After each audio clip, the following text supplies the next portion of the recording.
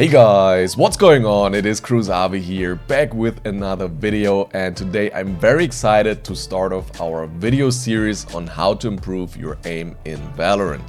It's a big project, a lot of thought went into this, and at first I want to say that by no means am I the best aimer myself, nor do I have the most knowledge on this topic. However, throughout the past few years I have developed quite a big interest in aiming and researched, practiced and tried out a lot of things myself.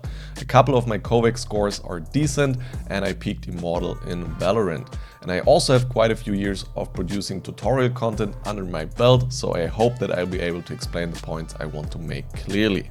In this first part of our aiming guide, we're going to talk about the mechanical fundamentals of raw aiming, essentially how aiming works and which techniques you need to master for Valorant.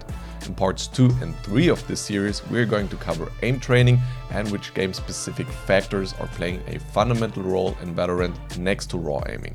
I'm not going to talk about mouse grip and sensitivity in this guide, but I will link some valuable resources in the description down below. So if you're new to tactical shooters and unsure about your sensitivity, then make sure to check those out first.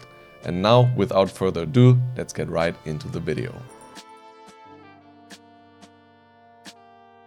To start off, let's talk about the motions you actually make to aim. Maybe you've heard terms like arm aimer or wrist aimer before. These describe tendencies to which part of the arm are mostly involved in the aiming motions. What's important to me is that you don't mistake these categories for being exclusive or force yourself into one. To be a good and complete aimer, all your muscles need to work together smoothly. Your shoulder and arm are mostly involved in bigger movements such as large flicks or long tracking.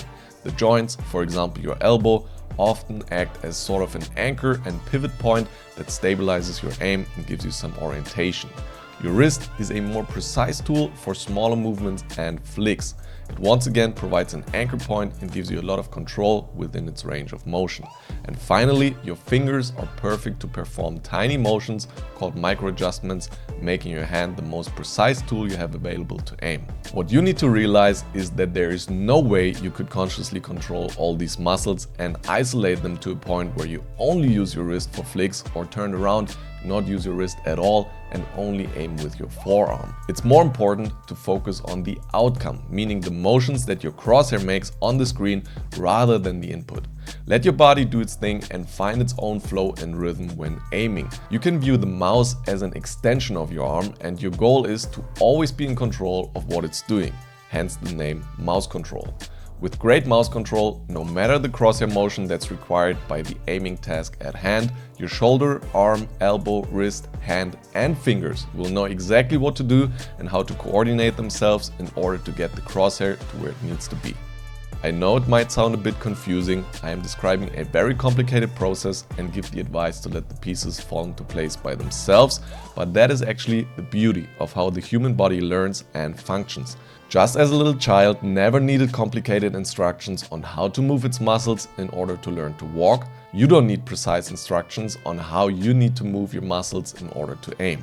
When I was rewatching the mouse cam footage I made for this video, for example, I noticed that my mouse and wrist are shifted towards the right as a default. I'm pretty sure this is because I broke my wrist a couple of years back and since then I can't bend it very far to the left. In order to make some more room for wrist motion towards the left, my body adjusted. But I never actively thought about this or noticed it. With all that being said on natural aiming mechanics, what I do believe to be beneficial though is having some guidelines on how good aiming technique actually looks like, and that's what we're going to talk about next. When it comes to all the different aiming techniques, they have one thing in common. Their goal is to get your crosshair onto the target as fast and efficiently as possible and ideally keep it there. I want to especially highlight the second description in that sentence, efficiently. Good aim is not about flicking your crosshair around as fast as possible and hitting a crazy shot once in a while. It's about moving your crosshair from its current position onto the enemy's head in the shortest and most direct way possible. Ideally without any curves or shakes, no overshooting and therefore no needs for correction. It's no coincidence that some of the best aimers in Valorant, like Ye or Cryo, have aim that looks smooth and efficient. It's because they have mastered mouse control and therefore they are literally in control of their crosshair all the time. Don't mistake smooth and controlled for slow though. The goal is to be fast, especially for your bigger adjustments from one angle to another, but at a speed that you can still control. Now let's start talking about how you can get there too. I'm going to break down the major aiming techniques and their use in good aim. Let's start off with flicking. Flicking describes a fast motion with your crosshair from point A to point B. The distance of these flicks can differ from short flicks onto the enemy's head to wide flicks in between different angles. Flicks are very important in Valorant to adjust your crosshair position as fast as possible. What's crucial to understand is that not every flick must aim to land right on the enemy. Aiming in Valorant doesn't consist of seeing an enemy, flicking at lightning speed and shooting. Oftentimes, a more controlled micro adjustment is enough. We're going to talk more about micro adjustments later. One more thing I want to mention for the beginners is that you're not shooting during a flick. In general, the ideal scenario in Valorant is that you're first adjusting your crosshair on the enemy's head and then click to shoot.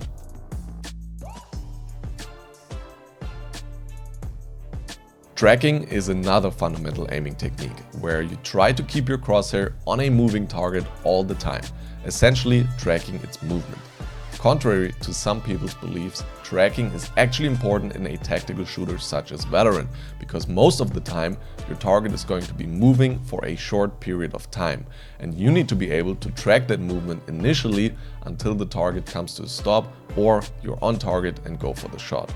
It is crucial that you develop some reading skills, which means practicing your understanding of where the target moves, how fast it moves, and potential cues that it will change direction, for example, the target slowing down. You want to be able to follow the enemy's strafes, adjust your aim accordingly, and click heads. Micro adjustments are the final precise aiming movements you do to improve your first bullet accuracy and actually hit headshots.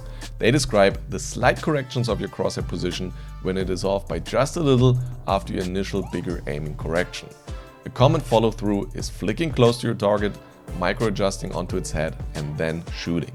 The faster you can make the transition between flicking and micro adjusting, the more deadly your aim is going to be. When watching the best aimers, it's hard to even tell the two apart. Same as your different aiming muscles, all these aiming techniques need to work together smoothly to achieve great aim. In the second part of the series, I'm going to explain how these techniques are used to solve the different aiming tasks you can encounter. So you should check out that video next, or if it's not released yet, watch our crosshair placement guide, because crosshair placement is another key aspect in Valorant to win more gunfights. The video is linked right here. That's all I have for you guys today. I'll talk to you in the next one. See you then, much love, peace!